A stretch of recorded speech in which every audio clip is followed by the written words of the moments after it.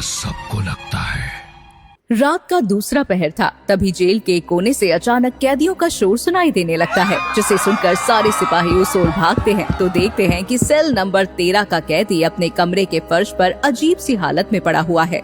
सिपाही घबराते हुए उस बैरक का दरवाजा खोलते हैं और उसके पास जाकर उसकी नब्ज चेक करते हैं तो पता चलता है कि वो कैदी मर चुका है। सिपाही बगल की बैरक के कैदियों से पूछते हैं, क्या हो गया ऐसे कैसे अचानक मर गया? ये शाम तक तो बिल्कुल ठीक था। कुछ भी समझ में नहीं आया साहब। उसके बैरक से बुरी तरह से चीखने चिल्लाने की आवाज आ रही थी। ऐसा लग रहा था जैसे कोई उसे बुरी तरह पीट रहा हो। उस कमरे में वो अकेला नहीं था, कोई और भी उसके साथ था। किसी ने उसको बहुत बुरी तरह से तड़पा के मारा है। किसी को उसके सेल से बाहर निकलते देखा था तुम लोगों ने? हैरानी की बात तो ये सर कि किसी को बाहर आते या अंदर जाते नहीं देखा। पता नहीं क्या बेसिर पैर की बातें कर रहे लोग। ऐसा कैसे हो सकता है? इसके सेल में तो ये अकेला ही था। मैं झूठ नहीं बोल रहा हूँ साहब। आप चाहे तो अगल बगल के और भी कैदियों से पूछ सकते हैं। हम सब ने उसके बैरक से आती हुई उन डरावनी आवाजों को सुना है। ऐसा लग रहा था वो किसी को देखकर डर से चिल्ला रहा हो। बैरक 13 का ये सेल फांसी कोठी से जुड़ा हुआ था। अभी 3 दिन पहले ही एक मुजरिम को वहाँ फांसी दी गई थी और उस फांसी के बाद से ही कैदियों को बैरक नंबर 13 के आसपास कुछ अजीबोगरीब घटनाएं होती महसूस हो रही थी। कुछ समझ नहीं आ रहा। कैदी की मौत दिल की धड़कन रुकने से हुई है, लेकिन उसके शरीर पर चोटों के निशान भी मिले हैं। अब बंद सेल में कैदी को चोट कैसे लगी, ये भी अपने आप में एक रहस्य है। क्या वाकई वहाँ कुछ ऐसा था जो सिर्फ उस कैदी को दिखाई दे रहा था? ऐसा भी तो हो सकता है ना सर कि उस कैदी ने खुद को ही चोट पहुंचाई हो।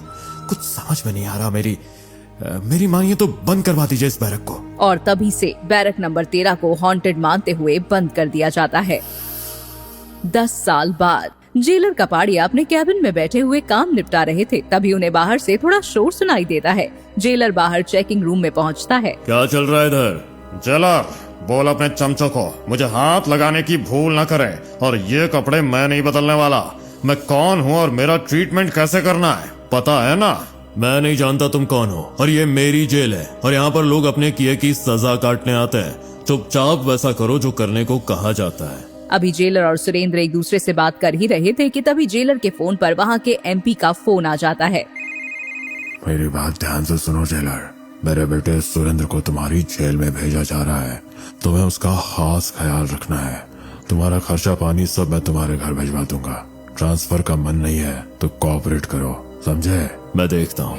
फोन रखने के बाद जेलर सिपाही को वहाँ बुलाता है। अभी मेरे पास उसके बाप का फोन आया था। किस जुर्म में अंदर आया ये? पक्के तौर पर तो अभी मुझे नहीं पता है साहब, लेकिन सुनने में आया है कि अपनी पत्नी के मर्डर का आरोप है उसके ऊपर। कहते हैं 50 लाख की डिमांड कर रहा था। जब लड़की ने विरोध किया तो मार डाला। तुम ऐसा करो, उसकी फाइल लाकर मुझे दो। और एमपी साहब ने कहा है कि उनके बेटे को स्पेशल ट्रीटमेंट दिया जाए। तुम ऐसा करो कि उनके बेटे के रुकने की व्यवस्था बैरक नंबर 13 में करो। उधर ज्यादा कैदी भी नहीं है, सुरक्षा में ज्यादा दिक्कत नहीं आएगी। असल में बेड, वाटर कूलर और बाकी सुख सुविधाओं की चीजों का इंतजाम कर दो। लेकिन साहब उस बैरक में तो लेकिन कुछ नहीं, जो मैंने कहा है वो करो। जाओ यहाँ से। बैरक में जाते समय सुरेंद्र बाबू, मैं आपको डराना नहीं चाहता, लेकिन फिर भी न जाने क्यों मेरा मन कर रहा है कि मैं आपको बैरक नंबर 13 के बारे में बता दूं। वैसे भी वीआईपी है आप, यहाँ आपको ये बैरक में नहीं रुकना चाहिए। ऐसा क्या है बैरक नंबर 13 में जिसे सुनकर मुझे डरना चाहिए? साहब उस बैरक में आज से 10 साल पहले एक कैदी मरा हुआ मिला था, और जांच पड़ताल करने पर पता चला कि न ही उस बैरक में कोई गया और न आया। आसपास के बैरक के कैदियों ने बताया कि उसके बैरक से बहुत बुरी तरह से चीखने की आवाज आ रही थी, और ऐसा लग रहा था कि उस बैरक में उसके साथ कोई और भी था जिसने उसे बहुत बुरी तरह से तड़पा कर मारा। क्या बकवास कर रहे हो? ऐसी उल्टी सीधे बातें बताकर तुम मुझे डराना चाहते हो? तुम तो मुझे बस ये बताओ कि तुमने उस बैरक में मेरी बताई हुई सारी सुख सुविधाओं का इंतजाम कर दिया है या नहीं? इंतजाम तो मैंने कर दिया साहब, लेकिन कुछ नहीं। मुझे मेरे बैरक में ले चलो, मुझे नींद आ रही है। पहले ही बहुत थकान हो गई है मुझे। एमपी के बेटे ने सिपाही की बात पर ज्यादा गौर नहीं किया था। कुछ देर बाद सिपाही चाय लेकर सुरेंद्र के सेल में पहुंचता है। ये लीजिए सर चाय। आपको चाय, खाना, नाश्ता सब यहीं मिल जाएगा। आपको लाइन लगने की जरूरत नहीं है। जैसे जैसे दिन बीत रहे थे, सुरेंद्र की तबीयत थोड़ी सी खराब रहने लगी थी। वो चेहरे से बहुत घबराया और परेशान सा दिखाई देता था। एक दिन रात के समय सुरेंद्र को ऐसा लगता है जैसे उसके कमरे की दीवारों पर कोई अपने नाखून घिस रहा है। सुरेंद्र की आंख खुल जाती है। वो घबरा कर चारों ओर देखता है, लेकिन उसे कोई भी दिखाई नहीं देता। लगता है मुझे कोई वहम हो रहा है। यहाँ तो कोई भी नहीं है। किसी तरह ये रात बीत जाती है।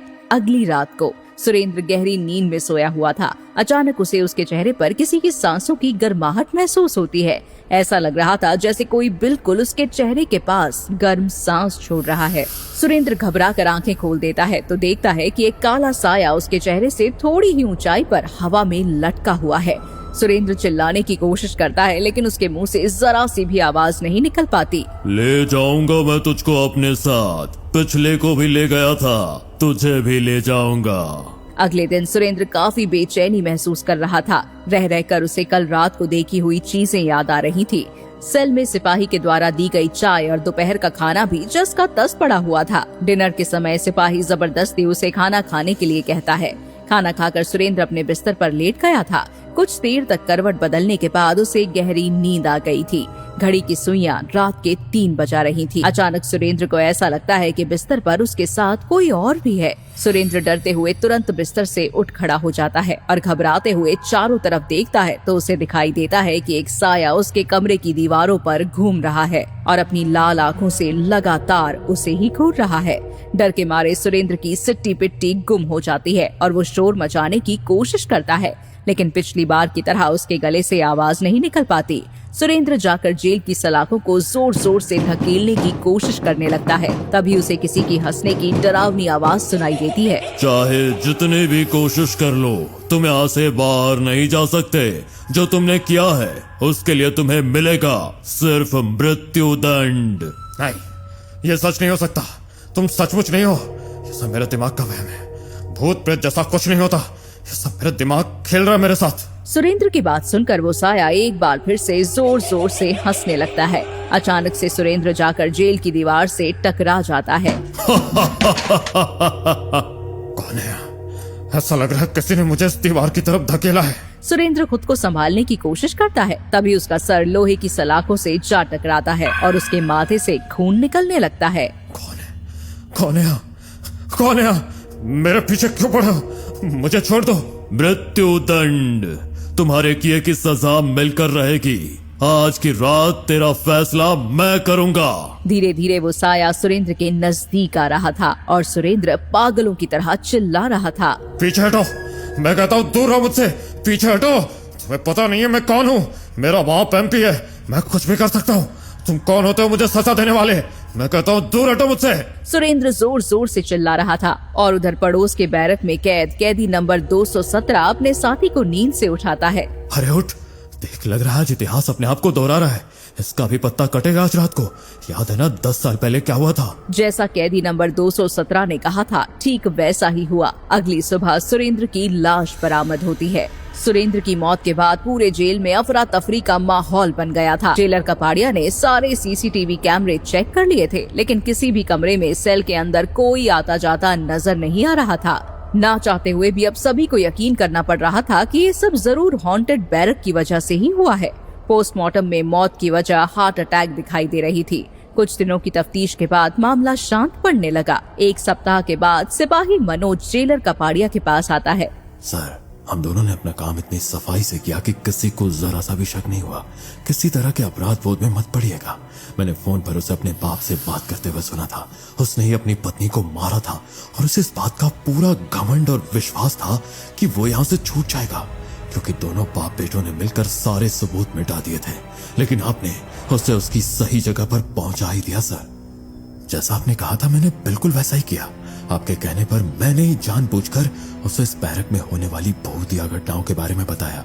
मेरे ऐसा करने की वजह से उसके दिमाग के किसी कोने में डर पैदा हो गया था लेकिन फिर भी मर्दानगी दिखाने के चक्कर में वो इस बैरक में रुकने के लिए तैयार हो गया और उसके दिमाग में पैदा हुए उस छोटे से डर को ड्रग्स की मदद से हमने जानबूझकर बढ़ा दिया। हम उसका खाना उसकी जेल में पहुंचाने लगे और फिर बड़ी सफाई से उसके चाय और खाने में ड्रग्स मिलाना शुरू कर दिया। ड्रग्स के नशे में उसे वो सब नजर आने लगा जो वास्तव में वहां था ही नहीं। उसका डर उसके सामने भूत बनकर खड़ा हो गया और इसी डर से उसके दिल की धड़कनें बढ़ने से उसकी मौत हो गई। मुझे बस एक बात समझ में नहीं आई सर कि पोस्टमार्टम करने वाले डॉक्टर ने ये बात कैसे नहीं बताई कि उसके खून में ड्रग्स मिले थे। क्योंकि ये वही डॉक्टर था जिसने मेरी बेटी का पोस्टमार्टम किया था जब उसके पति ने उसे दहेज के लिए जहर देकर मारा था। पैसों के दम पर सबूत मिटाकर मेरा दामाद जेल से तो छूट गया था लेकिन उस दिन के बाद से मैं एक रात भी चैन से सो नहीं सका। अपनी बेटी को इंसाफ नहीं दिला पाया, लेकिन इस बेटी के साथ अन्याय नहीं होने दे सकता। इसलिए मैंने एमपी की बहू को इंसाफ दिलाकर अपना फर्ज पूरा किया है। क्या कहते हैं सर, बैरक नंबर 13 को बंद कर दिया जाए या शांति हवन करा के वहाँ के भूतों से पीछा छुड़ा लिया जाए?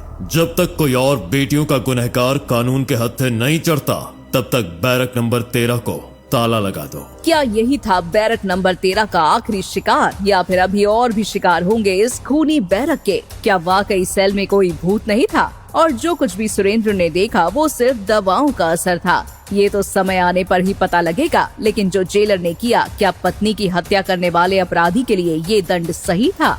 ये कहानी अपने साथ बहुत से प्रश्न छोड़कर जा रही है, जिनका उत्तर शायद आपके पास है।